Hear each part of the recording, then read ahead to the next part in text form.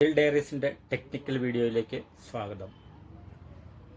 കഴിഞ്ഞ വീഡിയോയിൽ ഇൻഡക്ഷൻ കുക്കറിനെ കുറിച്ച് ആയിരുന്നു വിവരിച്ചത്. അതിൻ്റെ രണ്ടാമത്തെ ഭാഗമായിട്ടാണ് ഈ വീഡിയോ ഇന്ന് നിങ്ങൾക്ക് സമർപ്പിക്കുന്നത്. അതിൻ്റെ പ്രവർത്തനവും അതിൽ വരാവുന്ന തകരാറുകളും അതിനെക്കുറിച്ച് പരാമർശിച്ചുകൊണ്ട് ഈ വീഡിയോ ആരംഭിക്കുന്നു. ഇതിൻ്റെ പവർ കോഡാണ്.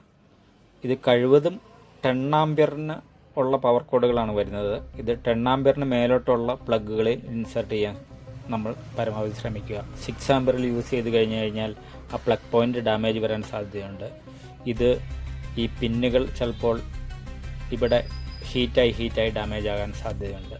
അതുകൊണ്ട് 16 ആംപിയറിൻ്റെ പ്ലഗുകൾ മാക്സിമം യൂസ് ചെയ്യുക ഇത് ഇൻസേർട്ട് ചെയ്യാൻ വേണ്ടി. ഇത് പവർ പ്ലഗിൽ ഇൻസേർട്ട് ചെയ്ത് കഴിഞ്ഞാൽ ഇത് ലൈന്, ഇത് ന്യൂട്രൽ. ഈ ലൈൻ ഈ ഫ്യൂസ് വഴി കയറി ഈ കോയിൽ വഴി ഫിൽട്ടർ ചെയ്താണ് ഇതിനുള്ളിലോട്ട് വരുന്നത്. ഇത് ന്യൂട്രൽ. അത് നേരെ ലൈൻ ഫിൽട്ടർ ഉപയോഗിച്ച് ഫിൽട്ടർ ചെയ്ത ശേഷം ഞാൻ കഴിഞ്ഞ വീഡിയോയിൽ പറഞ്ഞിരുന്നല്ലോ, അത് നേരെ ബ്രിഡ്ജ് റെക്ടിഫയറിലേക്കാണ് പോകുന്നത്. ഇതാണ് ഇതിൻ്റെ ലോ വോൾട്ടേജ് സെക്ഷന് വേണ്ടിയിട്ട് യൂസ് ചെയ്യുന്ന SMPS. ഇത് ഫേസ് ന്യൂട്രലിൽ നിന്ന് വരുന്ന ഇതിൽ നിന്നും 2 IN4007 ഡയോഡ് ഉപയോഗിച്ച് ഇത് DC ഫിൽട്ടർ ചെയ്തെടുക്കുന്നു. അതിൽ നിന്ന് ഒരു സിംഗിൾ ഡയോഡ് ഉപയോഗിച്ച് 4.7 450 വോൾട്ട് ഒരു ഫിൽറ്റർ കപ്പാസിറ്റർ ചെയ്ത് ഇത് നേരെ ഈ ICയിൽ വന്ന ICയിൽ നിന്നും ഈ ചോപ്പർ കോയിലിലേക്ക് വരുന്നു. ഈ ചോപ്പറിൽ നിന്ന് ഔട്ട്പുട്ടാണ് 18 വോൾട്ടും 5 വോൾട്ടും നമുക്ക് ഔട്ട്പുട്ട് കിട്ടുന്നത്. വരുന്നതാണ് ഇത് ഫേസ്. ഇവിടെ നിന്ന് ഇത് ഒരു ഫ്യൂസ് ഇട്ടേക്കുന്നു. എല്ലാത്തിലും സാധാരണയായി വരുന്ന 10 ആംപിയറിൻ്റെ ഫ്യൂസാണ്. ചിലതിനകത്ത് 15 ആംപിയറിൻ്റെ ഫ്യൂസും വരും. ഈ ഫ്യൂസ് ഇട്ട് നേരെ ഈ കോയിൽ വഴി വന്ന് ഇത് നേരെ ഇതാണ് നമ്മുടെ ബ്രിഡ്ജ് റെക്ടിഫയർ. AC ഇൻപുട്ടാണ് ഈ രണ്ടിലേക്ക്. ഇത് നെഗറ്റീവ് ഔട്ട്പുട്ട്, ഇത് പോസിറ്റീവ് ബ്രിഡ്ജിൻ്റെ ഔട്ട്പുട്ട്. അപ്പോൾ ഫേസ് ഇങ്ങനെ ഈ ഫ്യൂസ് വഴി കയറി ഇതിലെ വന്ന് റെക്ടിഫയറിൽ എത്തിക്കഴിഞ്ഞു. ന്യൂട്രൽ നേരെ ഇതിലെ വന്ന് ഡയറക്റ്റ് ബ്രിഡ്ജ് റെക്ടിഫയറിലേക്ക് എത്തിക്കഴിഞ്ഞു. ഇതേ ലൈനിൽ നിന്ന് തന്നെയാണ്, ഈ ന്യൂട്രൽ ഫേസ് ലൈനിൽ നിന്ന് തന്നെയാണ് 2 ഡയോഡ് ഇട്ടിട്ട് DC ചെയ്ത് പിന്നീട് ഒരു ഡയോഡ് ഉപയോഗിച്ച് അതിൽ നിന്ന് ഒരു ലോ ഓം റെസിസ്റ്റർ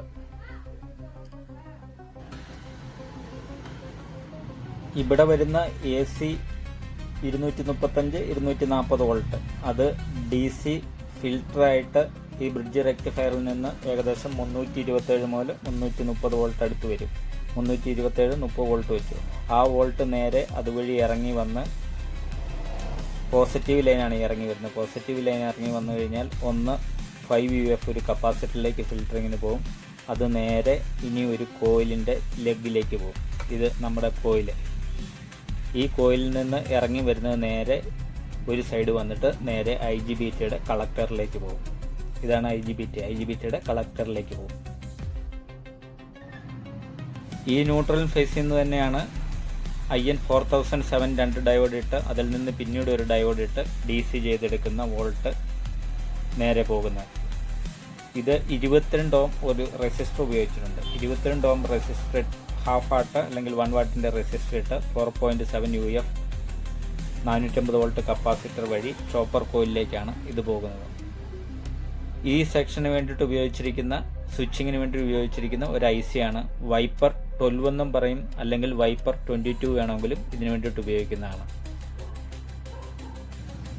ഈ 4.7 450 വോൾട്ടിൻ്റെ കപ്പാസിറ്ററിൽ എപ്പോൾ നോക്കിയാലും 300 വോൾട്ടിന് മേലെ കാണിക്കണം. 300 വോൾട്ടിൽ കുറവ് വന്നു കഴിഞ്ഞാൽ ഇവിടെ എന്തെങ്കിലും ഡയോഡ് ഫെയിലർ എന്തെങ്കിലും ഈ ലൈനിൽ പ്രോബ്ലം ഉണ്ടാകും. അത് ചെക്ക് ചെയ്ത് കഴിഞ്ഞാൽ മനസ്സിലാകും. ഇനിയൊരു സർക്യൂട്ട് ഇവിടുന്ന് വരുന്നുണ്ട്. ഇത് റെക്ടിഫയറിൽ നിന്നും വരുന്ന 320 വോൾട്ട് 330 വോൾട്ട് വരുമെന്ന് പറഞ്ഞല്ലോ. ഇവിടെ നിന്ന് ഒരു റെസിസ്റ്റർ ഇട്ടിട്ടുണ്ട്. ഇവിടുന്ന് ഈ സപ്ലൈയിൽ നിന്ന് ഒരു റെസിസ്റ്റർ ഇട്ട് വീണ്ടും ഒരു റെസിസ്റ്റർ ഇട്ട് നേരെ ഒരു വോൾട്ട്, അതായത് ഏകദേശം 820K ആണ് സാധാരണ യൂസ് ചെയ്യുന്നത്. അത് സീരിയലനുസരിച്ച് ചിലപ്പം വേറെ റെസിസ്റ്ററും യൂസ് ചെയ്യാം. അങ്ങനെ റെസിസ്റ്റർ ഇട്ട് ഒരു 0.98 അതായത് 1 വോൾട്ടിന് താഴെ ഉള്ള ഒരു വോൾട്ട് വന്നിട്ട് നേരെ ICയിലേക്ക് പോകുന്നുണ്ട്. ഫീഡ്ബാക്ക് ചൂടാകുന്ന വലിയ പ്ലേറ്റ് കോയിലിൻ്റെ ലൈനിൽ നിന്ന് ഒരു റെസിസ്റ്റർ ഇട്ട്, അതായത് ഞാൻ പറഞ്ഞല്ലോ അങ്ങനെ ഒരു 0.1 വോൾട്ട് അത് IC-യുടെ അടുത്ത് 2 പിന്നിലാണ് ചെല്ലുന്നത്. ഇവിടെ ഒരു 2 പിന്നിലേക്കാണ് ഈ 2 വോൾട്ടേജുകളും ചെല്ലുന്നത്. ഇവിടെ 0 വോൾട്ട് വന്നു കഴിഞ്ഞാൽ ഇവിടെ റെസിസ്റ്റർ ഏതെങ്കിലും ഓപ്പൺ ആയത്, അതായത് 0.9 വോൾട്ട് അല്ലെ 1 വോൾട്ടിനുള്ളിൽ വരണം. അവിടെ 0 വോൾട്ടാണ് കാണിക്കുന്നെങ്കിൽ ഏതെങ്കിലും റെസിസ്റ്റർ ഓപ്പൺ ആയിട്ടുണ്ടാകും. അങ്ങനെ വന്നു കഴിഞ്ഞാൽ ചില മോഡലിൽ E0 എറർ കോഡ് വരാം, ചിലതിനകത്ത് E9 എറർ കോഡുകൾ വരാം. ഇതെല്ലാം ഇതിൻ്റെ ഒരു കംപ്ലൈൻ്റ് ആണ്.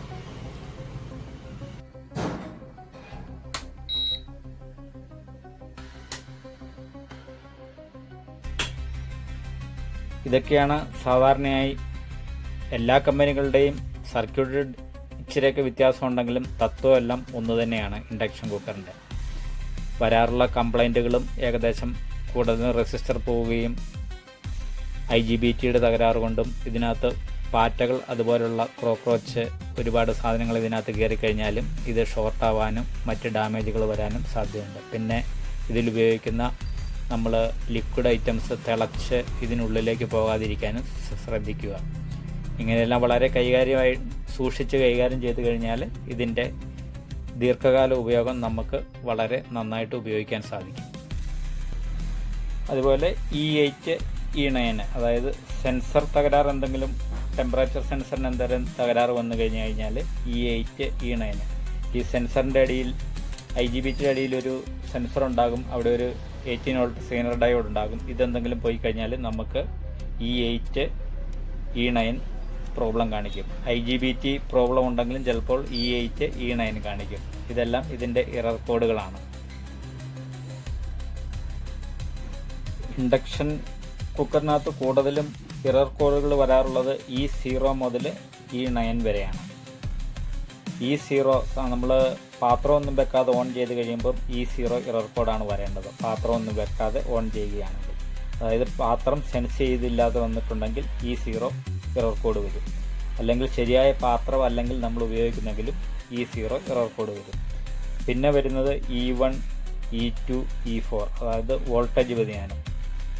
വീട്ടിലെ നമ്മുടെ വൈദ്യുതി വോൾട്ടേജ് വളരെ കുറയുകയോ അല്ലെങ്കിൽ കൂടുകയോ ചെയ്ത് കഴിയുമ്പോഴത്തേക്ക് ഈ E1 E2 E4 ഞാനൊരു സെൻസ് ചെയ്യുന്ന സർക്യൂട്ടിനെ കുറിച്ച് പറഞ്ഞല്ലോ, ഈ വോൾട്ടേജ് വരുന്ന വേരിയേഷൻ സെൻസ് ചെയ്തിട്ട് നമുക്കിവിടെ എറർ കോഡുകൾ വരും. അതാണ് ചില സമയത്ത് ഓരോ കമ്പനി അനുസരിച്ച് ചിലപ്പോൾ ചെറിയ വ്യത്യാസങ്ങൾ കാണും. E1 E2 E4 വോൾട്ടേജ് വ്യതിയാനം കൊണ്ട് സംഭവിക്കുന്ന എറർ കോഡുകളാണ് വരുന്നത്. ഇത് ബോർഡിൻ്റെ കോമ്പണൻറ്റ് സൈഡ്. ഇതാണ് ഞാൻ പറഞ്ഞ 2 റെസിസ്റ്റർ. ഇത് മറ്റ് റെസിസ്റ്ററുകൾ IGBT കോയിൽ നിന്നും വരുന്ന 820K എന്ന് പറഞ്ഞ റെസിസ്റ്റർ. ഇത് 270 ഹൈ സെൻസ് ചെയ്യാനുള്ള റെസിസ്റ്റർ ഈ IC-യിലേക്ക് വരുന്നു. ഇത് ഇതിൻ്റെ ബസർ, നമ്മൾ ഓൺ ചെയ്യുമ്പോൾ ഒരു സൗണ്ട് കേൾക്കുമല്ലോ, ഇത് വർക്ക് ചെയ്യാൻ വേണ്ടിയിട്ട് 5 വോൾട്ട് വേണ്ടി വരും. ഈ ചോപ്പറിൽ നിന്നാണ് ഈ 2 ലോ വോൾട്ടേജുകളും ഇറങ്ങുന്നത്.